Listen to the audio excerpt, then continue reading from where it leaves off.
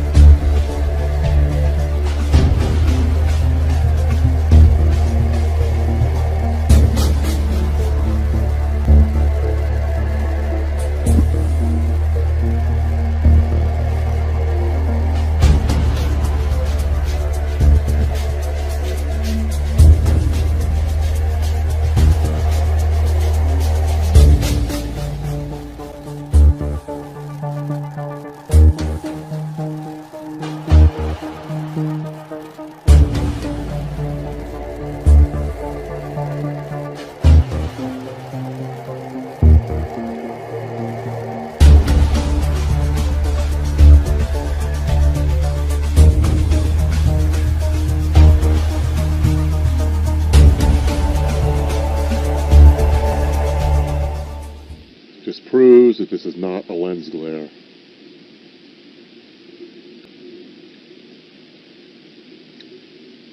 Nobody's still really sure what this is. I still feel it's a craft of some sort. So the little red dude's disappearing, coming out from behind the clouds in a matter of seconds here. And there it is. See what I mean? So... oh, this video is going to take forever to upload.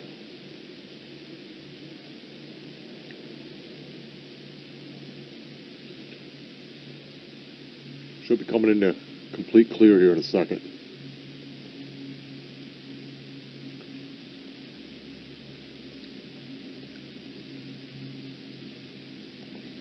Okay, so let's see. How many of you think that this is a lens glare now?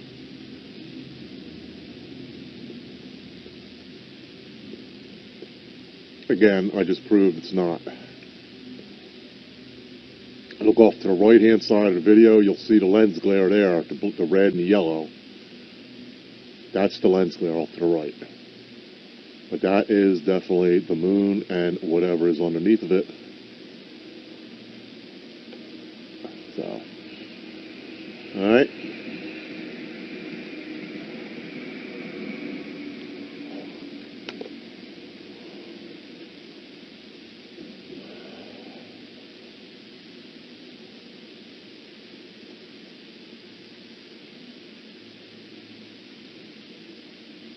Alright.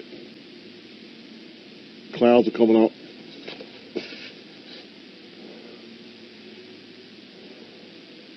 And the moon should cover up first.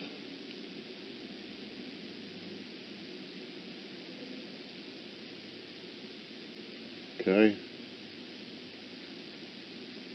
Well, they're both covering up.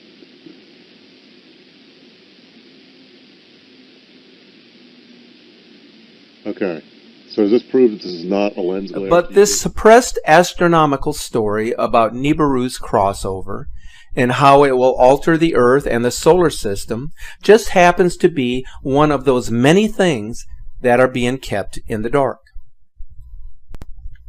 As I mentioned, there are strange happenings taking place within the interior of our planet. This is something that is being reported because it is a story that cannot be hidden from the public. It is there to be seen and noticed. Why are giant fountains of lava suddenly pouring out of some of the most dangerous volcanoes on the entire planet?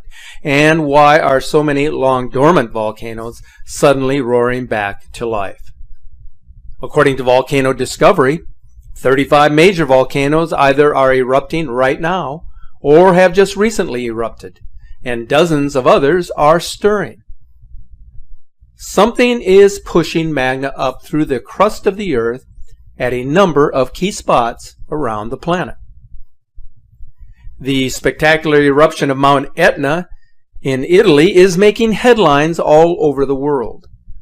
This latest eruption is the second this year and comes just a month after Mount Etna experienced a flurry of activity in late January.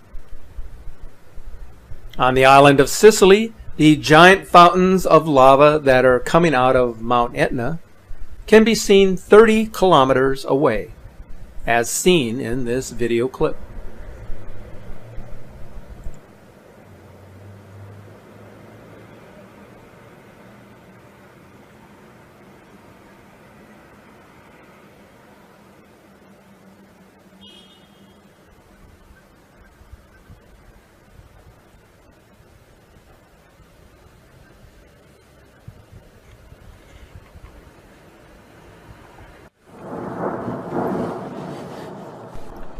On the other side of the world, a constant stream of molten rock has been springing out of Guatemala's volcano of fire since February 25th. It was the volcano's second eruption this year.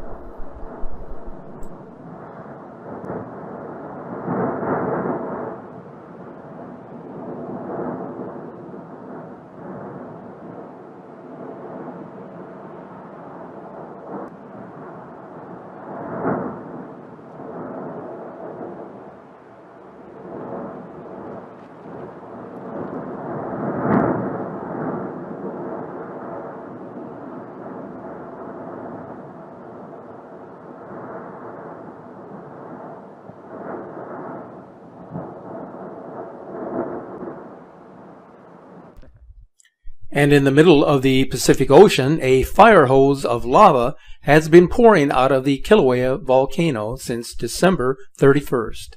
Take a look.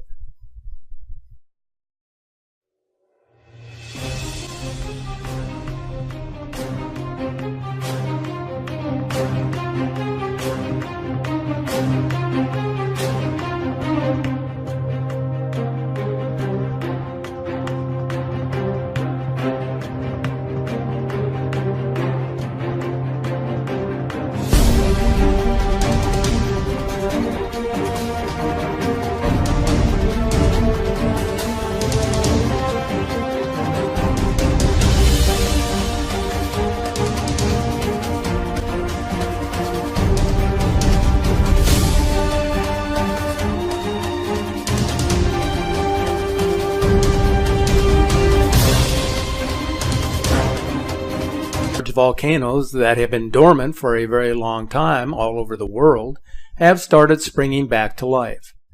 For instance, the only active volcano in India has suddenly started spewing lava and ash after having been silent for 150 years.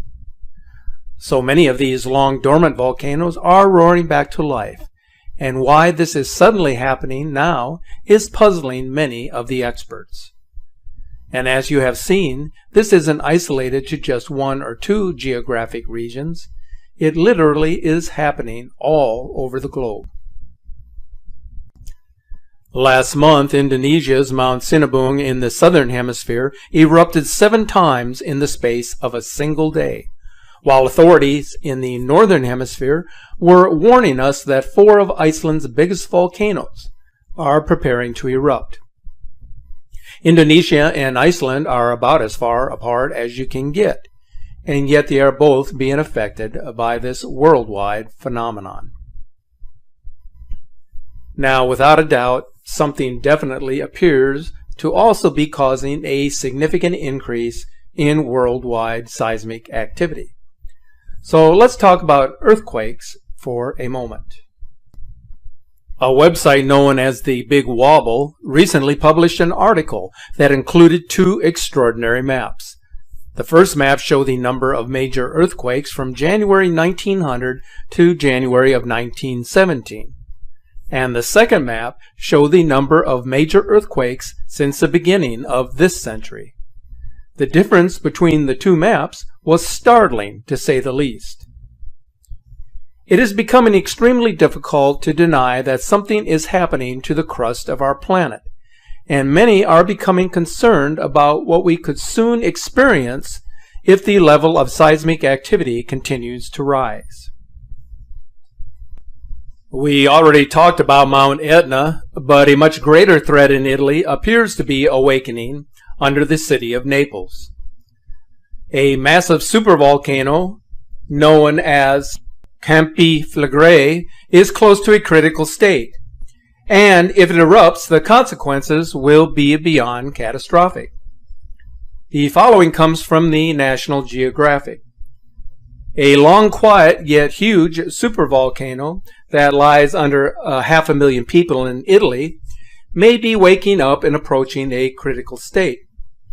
Based on physical measurements and computer modeling, magma could be approaching the critical degassing pressure at the volcano in the metropolitan area of Naples, one of the most densely inhabited areas in the world, and where accelerating deformation and heating are currently being observed. If that supervolcano were to fully erupt, millions would die. The skies in the northern hemisphere would be darkened for months, and the resulting volcanic winter would cause famines all around the globe. Kyle from Hillsboro, Oregon, sent me some incredible pictures of the sky, a phenomenon that he's been noticing on and off for the last couple of weeks. He said it needs to be cloudy, otherwise he doesn't notice this phenomenon. Here's a picture he sent me from 2 in the morning. It emanates from a bright pink, which he was not able to photograph, but it trails off into a dark, deep purple. I originally thought there was a fire burning near, but that was not the case. And in this one here, it was dark red. I haven't done anything to it. That's exactly how he sent it. These pictures here, he said, were the ones that were purple, but it didn't show up as well in the camera. He said it's actually gorgeous in person. So he's from Hillsboro, Oregon, seeing this in the 2 a.m. hours of the night sky. Here's a picture he sent me from, this was last night. This is looking due south. You can see the orange cloud. He thought there was a fire. There wasn't a fire. So if you guys are experiencing this or know anybody that is, can you send your pictures here? And the reason I'm doing a video about this is because I've had somebody tell me from North Carolina, the opposite side of the country, saw the same thing. Dark red skies in the middle of the night, 3 a.m. No storms, just clouds. It's actually very impressive. Look at that. Show you on Google Earth. Right here is Hillsboro. Some of these, maybe it's coming from the ocean. North Carolina, I don't know if that one was coastal or not. This isn't directly coastal, but you know, it's closer than the ocean than I am. And here's what the sky is looking like. 2 a.m.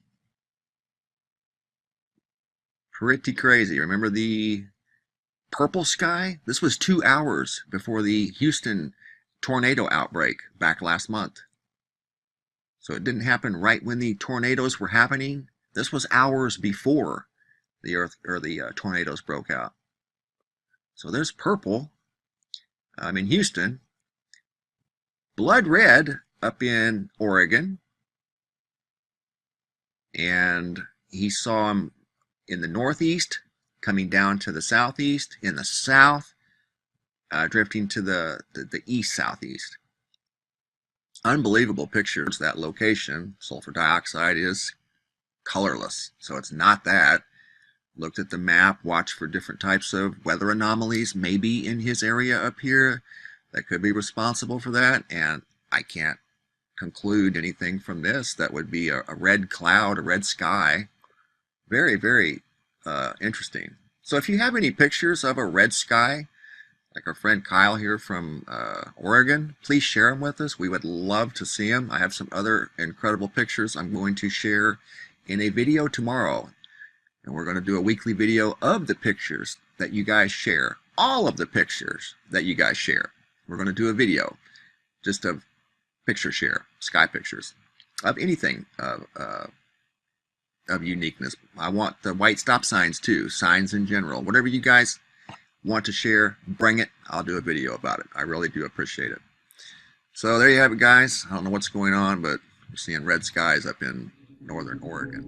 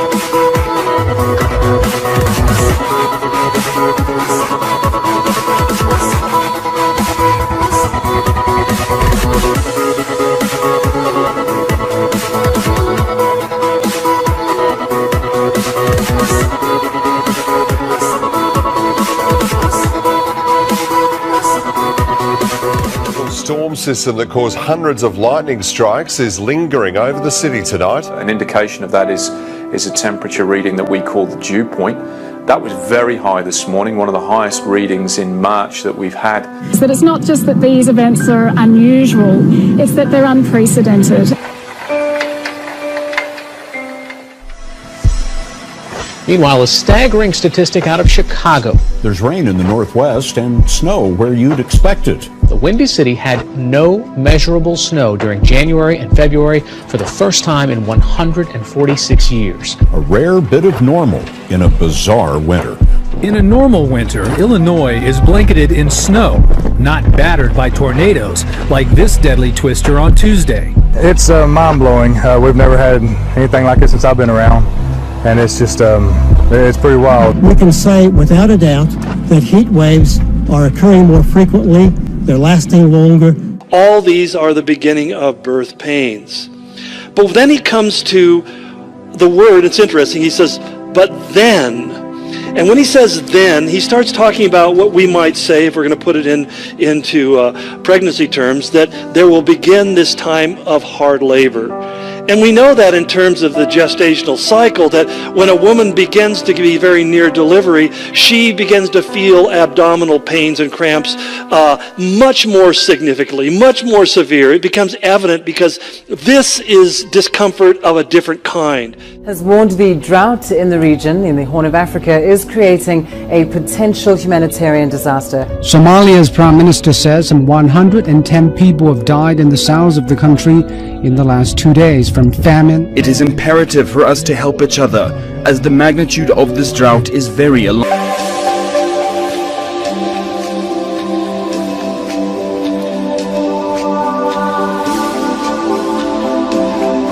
And what Jesus wanted us to understand is that when we come to the times of the end, it's not going to be like we can't recognize it, because not only have we been given information about what's coming in the world, but it's going to be pretty obvious that this is not normal, that the world is moving in directions heretofore unseen.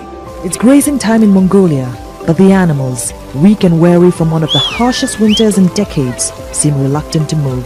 While in California, there's been so much snow that a 5-year-long drought may finally be over after one of California's wettest winters on record.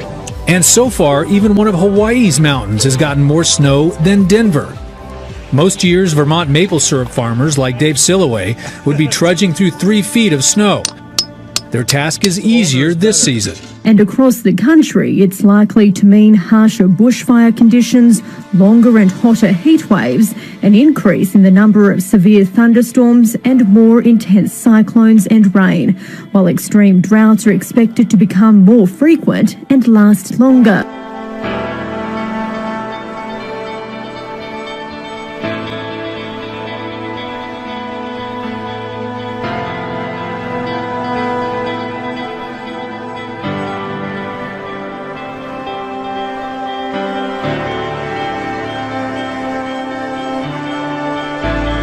El llamado noveno planeta, para algunos reconocido como Hercóbulus, Nibiru o Planeta X.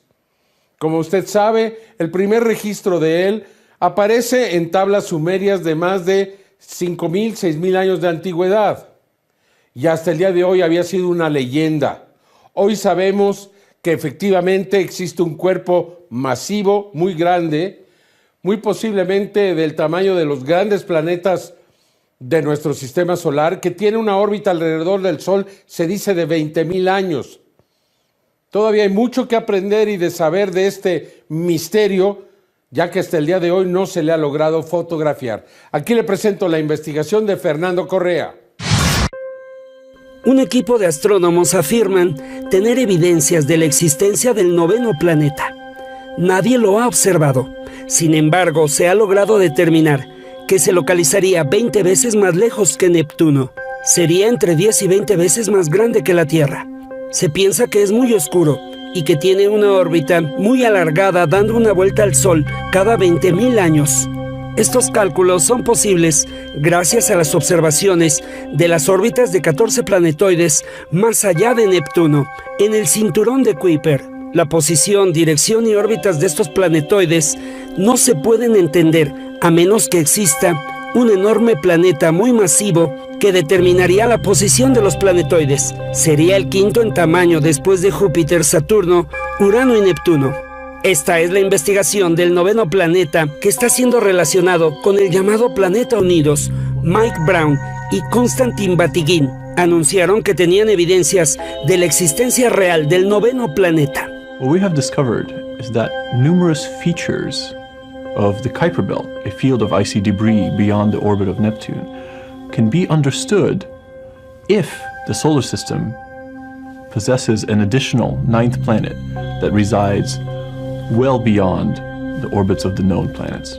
De manera que el campo gravitacional y la dirección de las órbitas de los planetoides en el cinturón de Kuiper se explican por la existencia de un noveno planeta. Mike Brown en 2003 descubrió el planetoide Sedna. En 2005, los planetoides Eris y Makemake. Y en 2016 explica por qué existe el noveno planeta. When we looked at the outer solar system, we realized that while most of the very distant objects, these objects beyond Neptune, beyond Pluto, most of these objects, they all go around the sun and they're all sort of pointing off in all different directions. But the most distant objects all swing out in one direction in a very strange way that shouldn't happen. And we realized that the only way we could get them to all swing in one direction is if there is a massive planet also very distant in the solar system, keeping them in place while they all go around the sun. Aunque existen evidencias de la existencia del noveno planeta, aún no ha sido observado. Sin embargo, ya se está buscando con los mayores telescopios del mundo. Se calcula deberá ser observado los próximos 5 años. La confirmación de su descubrimiento seguramente resolverá el enigma del planeta oscuro llamado Nibiru o Hercolobus, el planeta bíblico conocido como Ajenjo, un planeta que se describe en la tablilla de Berlín de las crónicas de los sumerios. El noveno planeta está siendo relacionado con Nibiru en una investigación que continuará, informó Fernando Correa.